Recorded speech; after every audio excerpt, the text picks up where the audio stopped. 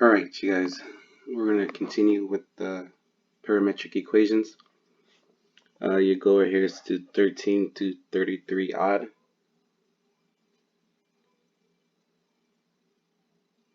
It's 9 problems to do. It's a lot of algebra. I can't go over every example, but I'm going to give you guys some so you have an idea of what to do, and then hopefully you can apply it on your own. Okay. So, for example, I'm going to do number 16. So you guys can see what you have to do. And 16 says x equals 3 minus 2t,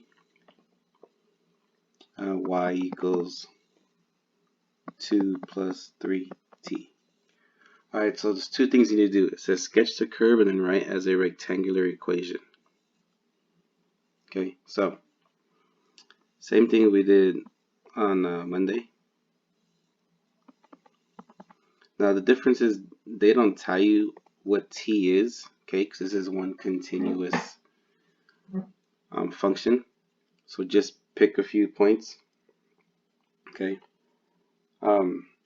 just to kind of get an idea what the graph is. So I'll just go with -1, 0, and 1. The book asks you guys to use 5 points, so probably be like -2, -1, 0, 1. If after these 3 points you don't know what the graph looks like, then you might want to do more points. And since I know this is a line and this is a line, okay, I know I could use any points and it'll work. Okay. Now if this was squared, it would change our numbers, or if it was a square root, it would change our numbers. But for now, since I know that's a line, we'll go over here. Alright, so for example, if I plug in -1 here, it's 3 times 2 -1, which would be 3 plus 3, which is 6.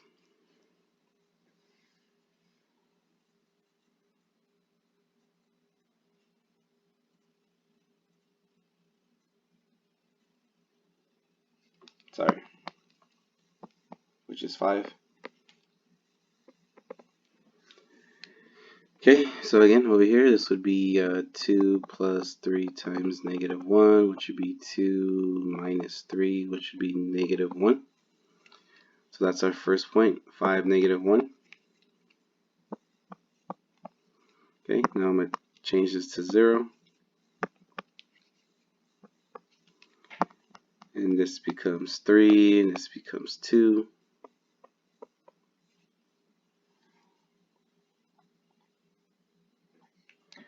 Then if I was to plug in 1,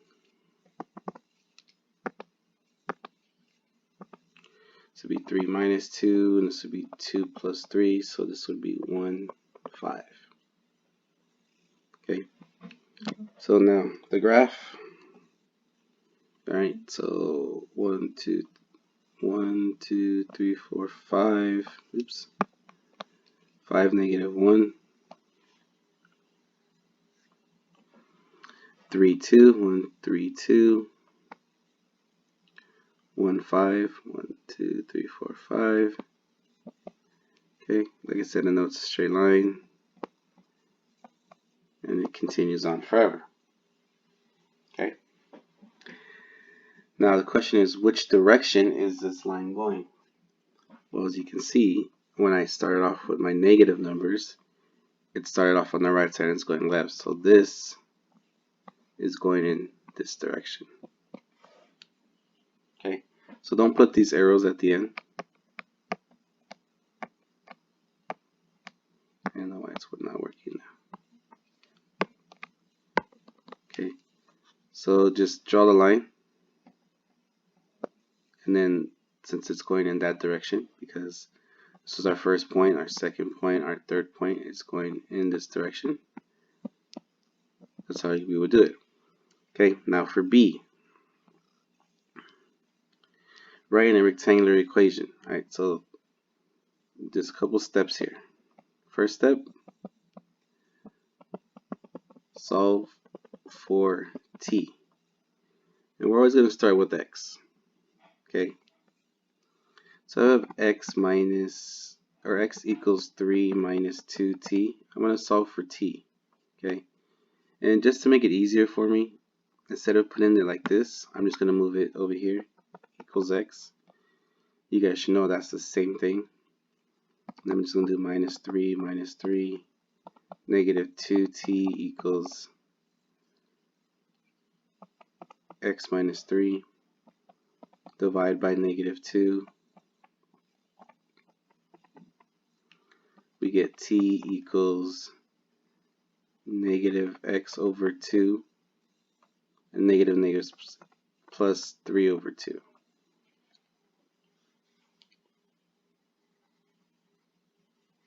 Okay. Then we take this and we plug it into y. So y would equal 2 plus 3 parentheses, since we know what t equals, negative x over 2 plus 3 halves. So y equals 2, we distribute this, so that'd be minus 3x over 2 plus 9 over 2. Okay. Use a calculator to add this together. Y equals negative 3x over 2 plus 9 halves plus 2 is 13 over 2. And there we go. We did the first example. We sketched it with arrows knowing which way it goes, and then we just solved for t on x and then plugged it in for y and got our rectangular equation. Okay. Alright, so let's try another one. Let's go with the number in this case I'll do number 20,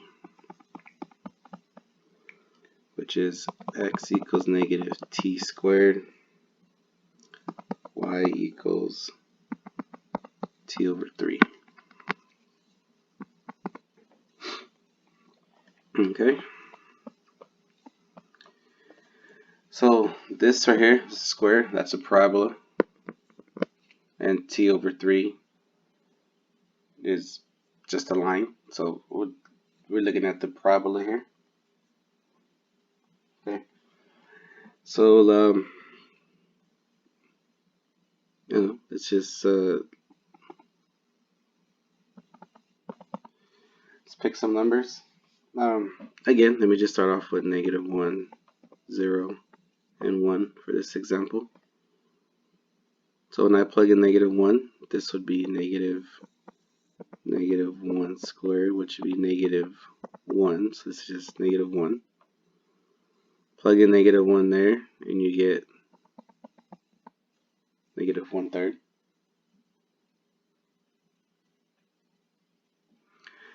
Plug in 0 here, you get 0. Plug in 0 here, you get 0. Okay.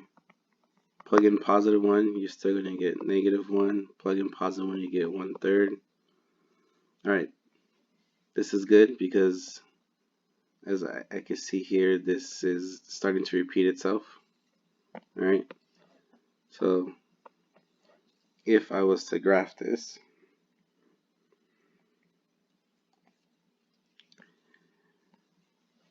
negative 1, negative 1/3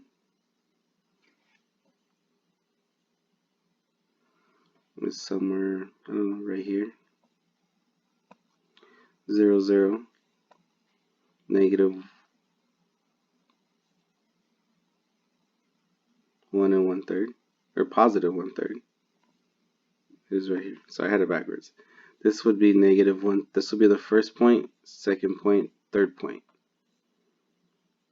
And if you're still not sure what that graph looks like, let's do 2. So if I plug in 2, this would be negative 4. This would be 2/3. So negative 4, let's see, 1, 2, negative 4, 2/3. And since I know it's a parabola, negative would also get the same down here. So my graph looks like this. And it's going in this direction.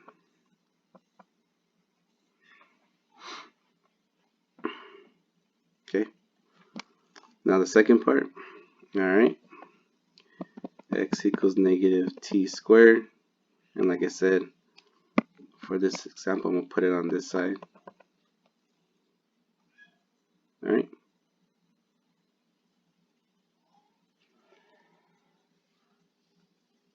So, get rid of the negative, divide by negative 1. T squared equals negative x. Take the square root. T equals plus or minus negative square root of x. Now you may be thinking, I thought we couldn't have a negative under the square root. Well, we don't know what x is.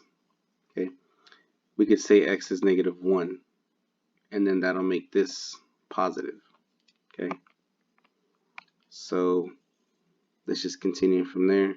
Plug this in over here, and we get y equals plus or minus the square root of negative x over 3. And there's really nothing we can do with that, so that would be our answer.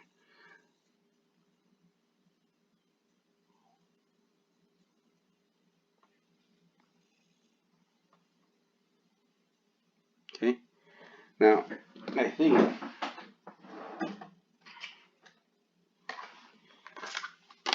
if you were to plug that into your calculator, you should get that graph.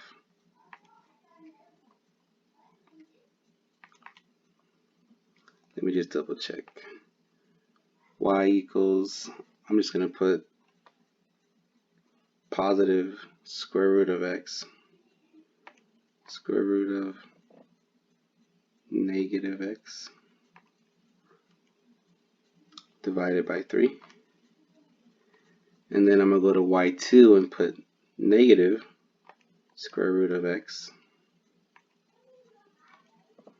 divided by 3. Hit graph.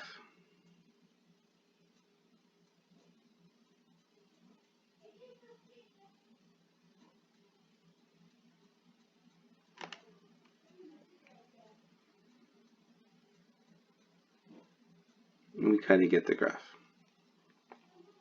Okay.